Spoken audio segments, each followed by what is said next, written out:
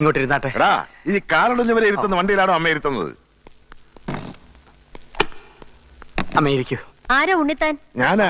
നിങ്ങളുടെ ഭാര്യ പ്രസവിച്ചു. അയ്യോ, എന്റെ ഭാര്യ ഇതേ ഇരിക്കുന്നു. ശ്രീധരൻ ഉണ്ണിത്താൻ ആരാ? ഞാനാ. കൗസല്യ പ്രസവിച്ചോ? ഉവ്. ആൺകുട്ടിയല്ലേ? അല്ല, പെൺകുട്ടിയാ.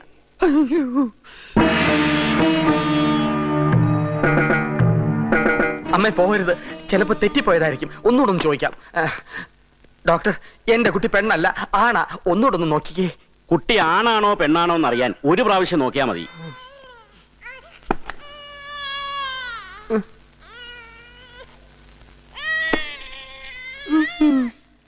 എന്താടാ?